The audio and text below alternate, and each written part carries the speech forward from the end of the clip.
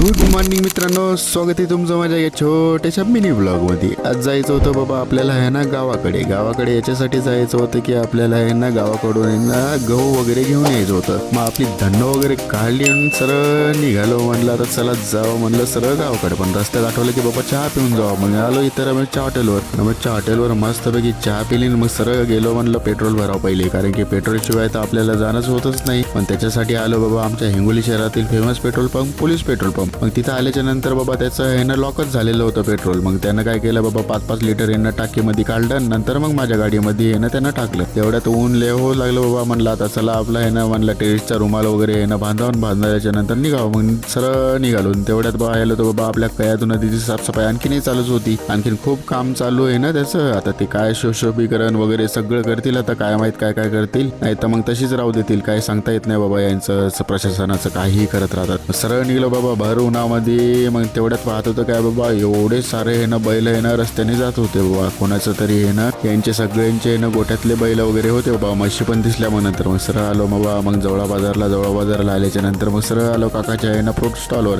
तिथं आम्हाला यश भेटला आणि यश भेटल्याच्या नंतर प्रदीप दादा भेटला. मग यायला बोललो वगैरे. नंतर मग सरळ निघलो गावाकडे. मग सरळ निघालो आमच्या गावाकडे जाताना बाबा लय भारी वाटू लागलं. मग सरळ घरी आलो. घरी आल्याच्या नंतर जरा असं बसलो. मग हातपाय वगैरे धुतले. नंतर मग लिंबू सरबत पिल्याच्या नंतर मग दादासोबत बोललो जरा असं. मग नंतर माझी बहीण पण आलेली होती, कारण की माझी बहीणच आहे ना गावातच दिलेली आहे. मग बहिणीसोबत जरा असं बोललो. खूप दिवसाच्या नंतर आहे ना गावाकडे आलो होतो ना. मग सरळ माझे ना गहू वगैरे आहे ना आपल्या धन्नावर ठेवले. धन्नावर मग ठेवल्याच्या नंतर मग सरळ निघालो घरी जाताना बाबा मला जराशी भीती वाटत होती. पण आपले हेल्मेट वगैरे सगळं व्यवस्थित होतं. आणि गहू मागं 50 किलो मागं बांधले होते आणि 50 किलो पुढं ठेवलेले होते.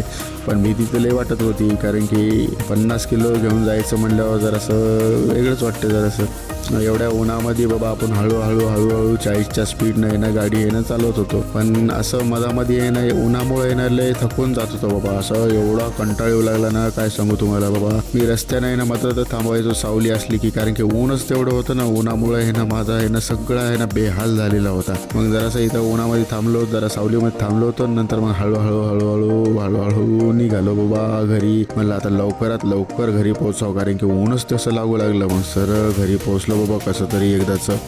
आपल्या गाडीवर मग धन्नोवर 1 क्विंटलाचं वजन होतं. पण आपल्या धन्नोनं आहे ना आपल्याला धोका वगैरे काहीच दिला नाही, कारण की धन्नो आताच नवीनच घेतलेली आहे ना. मग सरळ घरी पोहोचलो. घरी पोहोचल्याच्या नंतर हेल्मेट वगैरे काढलं. हेल्मेट काढल्याच्या नंतर गहू वगैरे काढून घेतले. गहू काढल्याच्या नंतर आता मी इथंच ब्लॉग संपवतो. तुम्हाला टाटा बाय बाय म्हणतो. चला बाय बाय, भेटूया आपण नेक्स्ट ब्लॉगमध्ये.